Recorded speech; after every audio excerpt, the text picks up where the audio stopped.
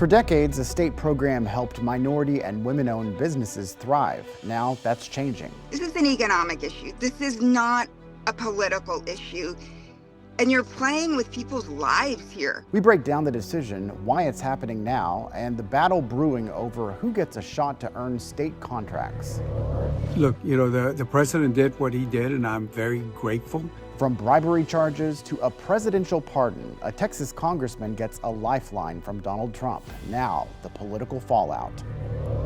After a deadly shooting near the White House, asylum cases for Afghan refugees are on hold, including those who risked their lives to help our military. Unfortunately, this one bad apple has really ruined the lives of so many Afghans that we promised we would protect. We speak with Congressman Michael McCaul to explore the balance between security and protecting America's allies. Produced from the Capitol in Austin and airing statewide, this is the award-winning State of Texas.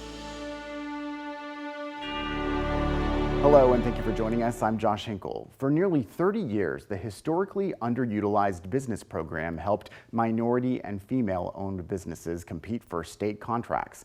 Now the HUB program is getting a new name and a narrower mission. It will now only serve businesses owned by service-disabled veterans. Our Dylan McKim spoke with a government contracting expert whose own business will be impacted.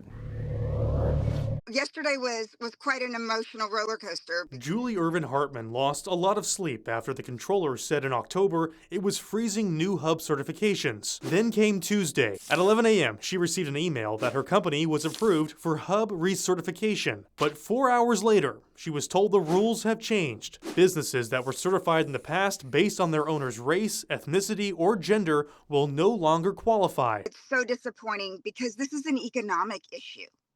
This is an economic issue. This is not a political issue. And you're playing with people's lives here. The HUB program gave more than 15,000 minority and female-owned businesses increased exposure in government contracting. It doesn't guarantee a contract award, but opponents said it was discriminatory. Interim Controller Kelly Hancock defended the decision to change the rules. So we've gotten rid of the discrimination, treating everyone equal.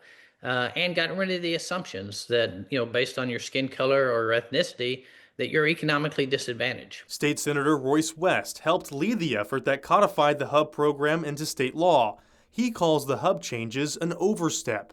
I've never, in the 32 years I've served in the legislature, had a situation where an executive branch member, governor otherwise, has been able to repeal a statute and then rename a program specifically designated in a statute. The controller has posted the rule changes on the Texas Register. Next is a 30-day public comment period before the agency will officially vote on the rule change. Dylan joins us now. Before the change, the HUB program had more than 15,000 certified businesses. How many of those are eligible now? Well, so we're getting that 15,000 number from the semi-annual report from this past fiscal year. So this was released in May when Glenn Hagar was still at the helm of the Texas Controller's Office. If we look at, they actually break down in that report how many of these HUB programs are owned by Black Texans, female Texans, Asian American. What we saw here for the disabled service veterans, it was only about 480 or so just less than 500. So out of the 15,700 HUB certified programs, only about 500 of those are actually still eligible under this new Vet Hub program. And of those almost 500, 0 are owned by women.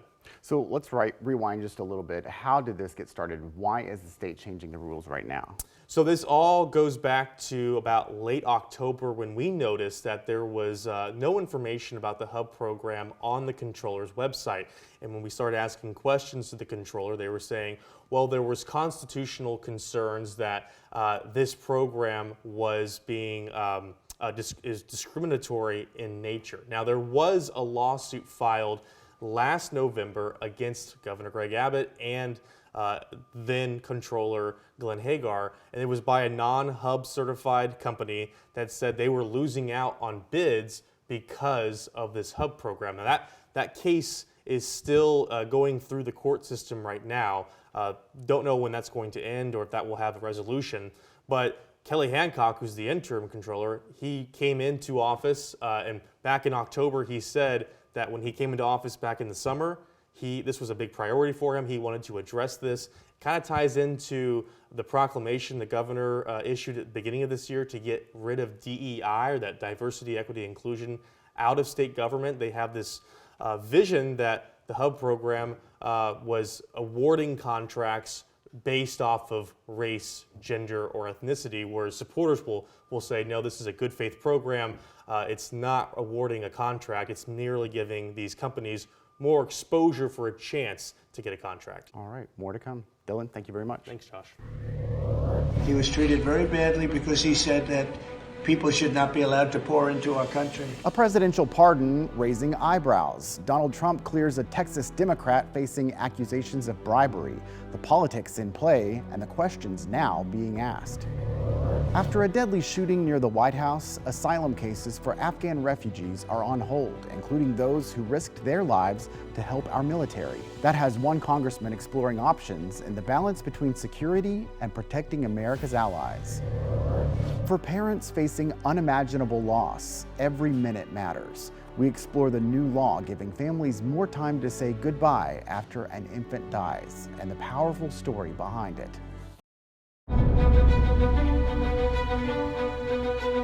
Donald Trump says Texas Congressman Henry Cuellar should sleep well. The president made the comment after he granted a pardon to the South Texas Democrat. Cuellar faced accusations of accepting nearly $600,000 in bribes and laundering the funds. Washington correspondent Vinay Simlat spoke one-on-one with Cuellar to get his reaction. President Donald Trump announced he's issuing a full and unconditional pardon of Texas Congressman Henry Cuellar and his wife Imelda. Cuellar is a Democrat who sometimes votes with Republicans on issues like immigration. First of all, I want to thank President Trump. Will you change parties? No.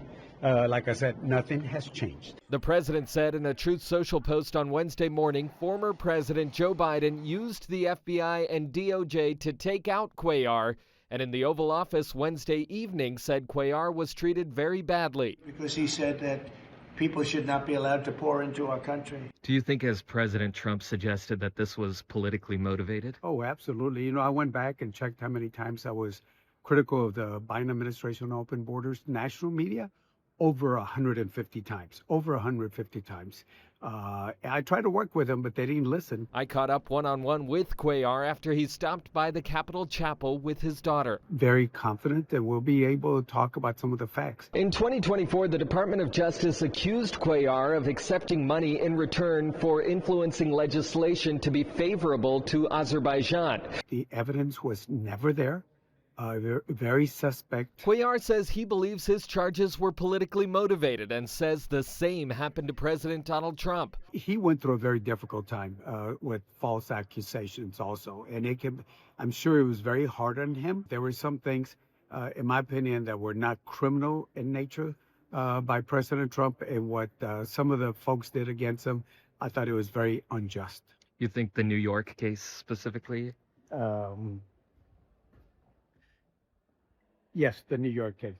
Another Texas Democrat, Congressman Lloyd Doggett, says he's concerned with the president's pardons overall, and if there was any quid pro quo on this, it would concern me greatly. There was no deal cut with the White House. No. Cuellar's case was set for trial in April. In Washington, I'm Vinay Simlat. Border policy is just one area where Congressman Cuellar breaks from most Democrats. He's also voted to oppose abortion access and restrict transgender athletes. Cuellar officially filed to run for re-election shortly after receiving the pardon. He'll face at least 3 Democrats in the primary for District 28. A deadly shooting near the White House. Now Afghan refugees who helped U.S. forces face an uncertain future. It's a bad precedent. Very unfortunate and very tragic, in my opinion. We go one-on-one with Congressman Michael McCaul to explore the new reality for allies who risked everything to help our military. This is what you leave the hospital with when you lose your baby. She met her son for the first time and said goodbye in the same moment.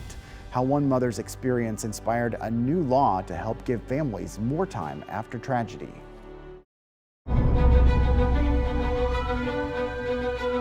Last month, a gunman shot 2 National Guard troops on duty near the White House in Washington, D.C. The suspect is an Afghan national who came to the country as a refugee after working with the U.S. military in Afghanistan. The deadly attack led the Trump administration to take steps to increase security and vetting protocols, freezing asylum cases for anyone from Afghanistan. For now, that includes people who helped the United States during the war. Texas Congressman Michael McCaul has been an influential advocate for helping Afghan allies who helped our military. Our Dylan McKim spoke with the congressman to get his perspective on what's happening now. Now, it's very tragic, very sad, not only to have National Guardsmen shot and killed, but what this one person has done now to the cause that I've fought so hard for, and that is to protect those that we said we would provide protection for. We told them, our Afghan partners in Afghanistan, if you work with us to defeat the Taliban, we will protect you from them. And we broke our word on that promise, and we left them behind in Afghanistan to be hunted down by the Taliban. And for those who are in this country, you know, the standard for in immigration is a fear of political persecution for asylum. I can't think of a stronger case than a fear of being sent back to Afghanistan to be terrorized by the Taliban. And unfortunately, this one bad apple has really ruined the lives of so many Afghans that we promised we would protect. I just find this incredibly sad and very tragic. I fought very hard to protect them when they have not been, and we gave them our word. I will continue to work on this, but this one case, I have to be honest, Dylan, has really been a problem. And when these asylum cases are on hold, do you think people will be allowed to stay in this country while they're on hold, or they could be sent back to their home country? I mean, that's my concern, is they're going to be sent back. Yeah. And sent back to what? Sent back to persecution from the Taliban. We know that the current Afghan partners who worked with our CIA, worked with our military, who are still in Afghanistan, the Taliban has gotten the biometrics that we left behind, and they go door to door to check fingerprints. And if you're matched for positive, you're then tortured, beaten, and sometimes executed. I don't want them to suffer that fate. Now, I will tell you, with the debacle of how Afghanistan fell and the way it was handled by the prior administration, there were many Afghans that did get onto the airplanes that shouldn't have in the first place. And that's because of the chaos that we saw at the HK airport and the tragic days that towards the end, and especially the suicide bomber that killed 13 servicemen and women. They came out of Bagram Air Base. He was an ISIS-K affiliate who was released out of Bagram. Unfortunately, our own State Department was complicit with that. Do you know if those Afghans that should not have been on those planes but were able to get on in the chaos, do you know if we've been able to track those people down and actually expel them from the country? Yes. We have. Most of them have been vetted. There is a vetting process, and most of them that shouldn't have been on the planes have been vetted, and they have been returned. Some under these asylum claims, they call them P1, P2, are still being vetted. Now, this one individual who shot the guardsman had been vetted, but something must have snapped with him. He did not have a special immigrant visa, which is important to note. But I think something must have happened. Maybe he was upset he didn't get his visa to stay. I don't know. Is there any way we can get back from this? I mean, is there any work that you can do to speak with the Trump administration to ensure that, you know, the families or the people who are here that did help and do have fear of being killed if they get back to their home country? I mean, is there anything you can do on your end or your colleagues in the Congress? Well, I did authorize out of our committee, my committee, the Foreign Affairs Committee, authorization of what's called the CARE office. That's the office in charge of basically, getting these what they call special immigrant visa holders out of Afghanistan and out of harm's way. I hope that authorization will still pass the Congress so we can help them. But we're going to have to re-examine the whole program in light of this shooting that took place. And I know the Trump administration has put a hold on all these cases. And again, it's the one bad apple ruining, the whole bunch. It's a bad precedent, very unfortunate and very tragic, in my opinion. Dylan spoke at length with Congressman McCaul. He discussed why he's pushing back on calls to regulate artificial intelligence, and he spoke in depth about his work to pass legislation boosting incentives to create and provide treatments for childhood cancer. You can see our full interview online now. Look for the clip in this week's State of Texas story. A new state law is helping families grieve. When a baby's life ends too soon, every minute counts for parents saying hello and goodbye all at once. If I only have this couple hours with you, how do I let you know how much you mean to me? How one mother's loss is helping others hold on to precious time when the unimaginable happens.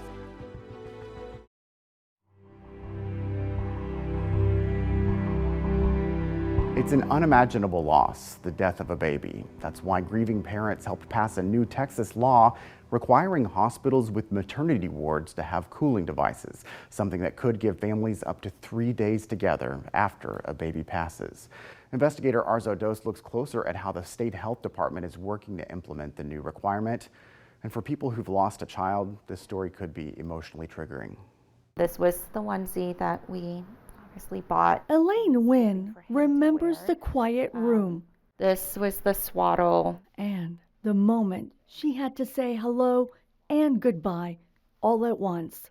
This is what you leave the hospital with when you lose your baby. Lando Nguyen was stillborn at 35 weeks in April 2024. Everything that I imagined doing with my son, it kind of flashed before me, and I just didn't know how I could pour that love into him in that moment. Like, if I only have this couple hours with you, how do I let you know how much you mean to me? Elaine needed more time.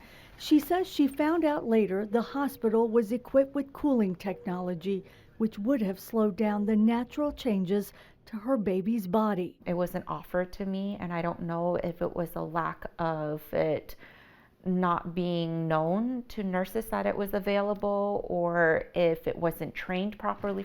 Chair lays out House Bill 37. The state is now making sure no other families are put in that position after a stillbirth or infant loss. Here in Texas alone, approximately 2,000 babies are stillborn annually. Representative Mihaela Plisa from North Texas is behind a new law passed requiring hospitals with maternity wards to have cooling devices available to preserve a baby for up to 72 hours. The law also says training must be provided for staff on how to care for grieving families. We want to make sure that those experiences are treated with respect, with the compassion that they deserve, but that we're not re-traumatizing families. We have created the golden standard for neonatal bereavement care when it comes to losing a child in the nation. So we're hearing from lawmakers all across the nation that want us to know what we did and how we did it. The state health department tracks infant deaths, which were trending down in the last 4 years. But according to early data and analysis by KXAN, there's been a 7.7% increase since 2021. The data shows the leading causes are birth defects, preterm births, and sudden infant death syndrome, or SIDS. I'm just hoping that we can build on this type of treatment in future legislative sessions. I'm hoping that we can actually, deal with our infant mortality crisis that we're seeing in our state. The law went into effect in September, and already 2 of the companies which offer the cooling technology, Caring Cradle and Cuddle Cot, are placing more devices at hospitals across Texas. This would be our full-size Caring Cradle. We wanted to make something that was very simple, plug it in, turn it on, and within a half an hour it's ready to go. This is allowing family to see their baby in the same condition for longer. Cuddle cots are simply a cooling device. It's just a small machine with a cooling pad that has water that runs through it that can cool an infant when an infant passes. If you don't have a cooling device, then you're either going to lean on ice packs or you're going to have to take the child to the morgue. And to take a baby back and forth from parents, the baby's changing very fast. These are like the only photos I have really of him. Elaine says she wishes she had more time to say goodbye to Lando. After her loss, she created the Ever Mother Foundation, a grassroots organization for grieving moms. She's now making sure all hospitals are aware of the new law. It would have given me a little bit more preservation of him, to take more photos with him and remember him in the way that he came out.